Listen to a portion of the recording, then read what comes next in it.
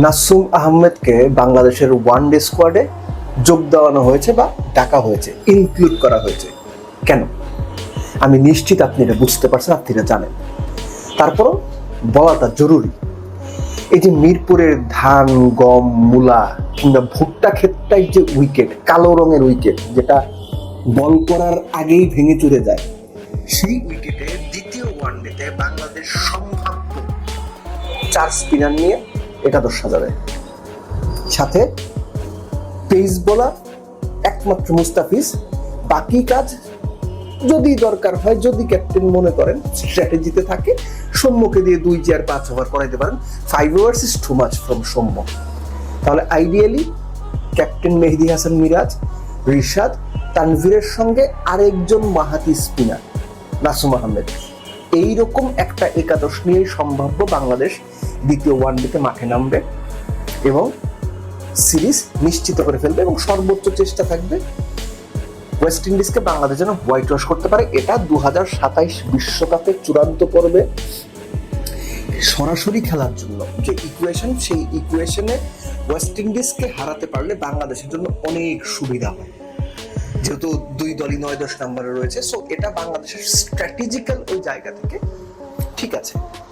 কিন্তু এই যে উইকেট, এই কথাটা আমি জাস্ট বাংলাদেশের প্রথম ম্যাচের শেষে ওয়েস্ট ইন্ডিজের বিপক্ষে বলেছিলাম যে মিরপুরের উইকেট নিয়ে অনেক পক্ষই মিডিয়াতে এসে প্রচুর সমালোচনা করে। ক্রিকেট সংশ্লিষ্টই বলছি আমি, কখনো থিঙ্ক ট্যাঙ্ক, কখনো ক্যাপ্টেন্স, কোচেস, প্লেয়ার্স, আমরা উইকেটে খেলতে চাই না, এই উইকেটে খেললে প্লেয়ারদের ক্যারিয়ার নষ্ট হয়ে যাবে, আমরা ভালো উইকেট চাই। এই কথাগুলো আমরা শুনে অভ্যস্ত। কিন্তু এটার বিপরীতে ড্রেসিং রুমে বসে, আমি আবারও বলছি, ড্রেসিং রুমে বসে কিংবা অফিসে বসে, বিসিবি অফিসে বসে তারা সিদ্ধান্ত নেন মিরপুরে ধান ক্ষেত, গম ক্ষেত বা ভুট্টা ক্ষেত টাইপ উইকেটই আমাদের দরকার, জিততে হবে।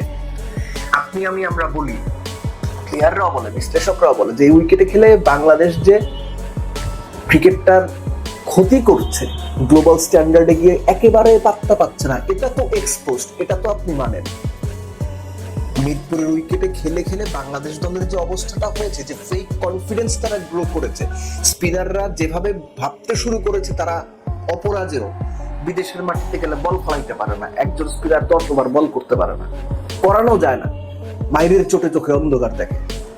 সো গ্লোবাল স্ট্যান্ডার্ডে গিয়ে বাংলাদেশকে জাস্ট শুইয়ে দেওয়া হয় এই মিরপুরের উইকেটে খেলার কারণে। কিন্তু বাংলাদেশের ম্যানেজমেন্ট, বাংলাদেশের থিঙ্ক ট্যাঙ্করা এখান থেকে বেরোতে পারে না ওই সস্তা সাকসেসটার লোভে, যে সাকসেসটা পোর্ট্রে করা যাবে, ফলাও করে প্রচার করা যাবে, আমরা জিতছি, যেতেন আমরাও দেখতেছি। কিন্তু একটা ব্যাপার খুব ভালো লাগে যে বাংলাদেশের দর্শকরা এখন মিরপুরের জয়কে উদযাপনের চাইতে সমালোচনা বেশি করে, মিরপুরের ভালো পারফরমেন্সকে তালি কিংবা বাহবা দেওয়ার বদলে ক্রিটিসাইজ বেশি করেন দর্শকরা।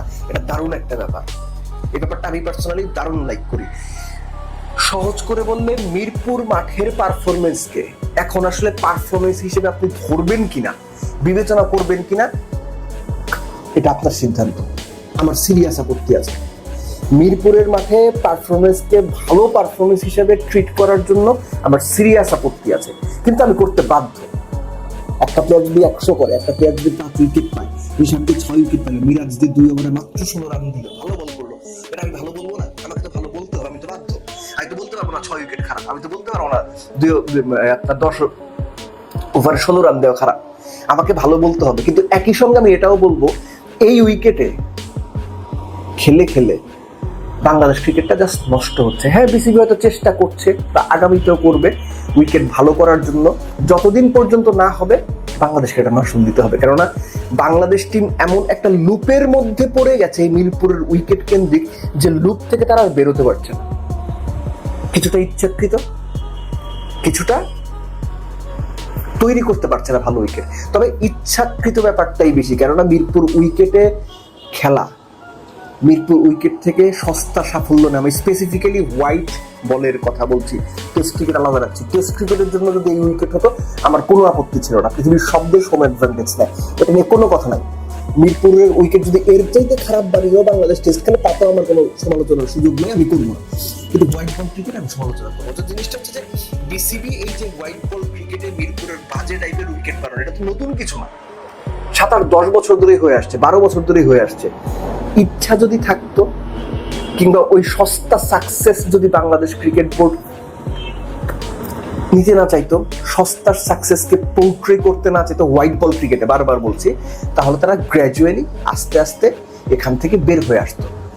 বাংলাদেশ ক্রিকেট বোর্ড লম্বা সময় পেয়েছে, কোভিডকালীন লম্বা সময় পেয়েছে উইকেট ঠিক করার জন্য। তারপরও একটা লম্বা সময় মিরপুরে খেলা বন্ধ ছিল মাঠ সংস্কারের জন্য। চাইলে কি তারা বেটার উইকেট বানাইতে পারতো না? পারতো, বানায় নাই। কিন্তু কেন বানায় নাই? ইচ্ছাটা নাই। মিরপুরকে তারা এরকমই রাখতে চায়। তারা যদি রাখতে চায়, আপনি আমি তো বিসিবি না, আপনি আমি তো বাংলাদেশ ক্রিকেট চালাই না, যারা চালান তারা এটা বিশ্বাস করেন মিরপুরে এরকম উইকেট দরকার সাকসেসের জন্য। আপনারা আপনাদের সাকসেস ভেজে খান, এবং এই ভেজে খাওয়া সাকসেস নিয়ে গ্লোবাল স্ট্যান্ডার্ডে গিয়ে দেশের ক্রিকেটের মানিজ্যত শেষ করে দেন। আর আমরা আপনাদের গালমন্দ করতেই থাকবো, কেননা এই রকমের উইকেটে খেলিয়ে আপনি প্রতিপক্ষকে টানা 3 ম্যাচে 50 রানে অল আউট করেন, তারপরও বাহবার বদলে সমালোচনায় বেশি পাবেন। ওয়েস্ট ইন্ডিজের বিপক্ষে হোয়াইট ওয়াশ করলো ওয়েস্ট ইন্ডিজকে, ফল হিসেবে আমরা হয়তো বলবো যে বাংলাদেশ হোয়াইট ওয়াশ করেছে, কিন্তু উইকেট বিবেচনা বলবো এই জঘন্য উইকেটে খেলে বাংলাদেশ ক্রিকেটের কেবল ক্ষতিই হচ্ছে।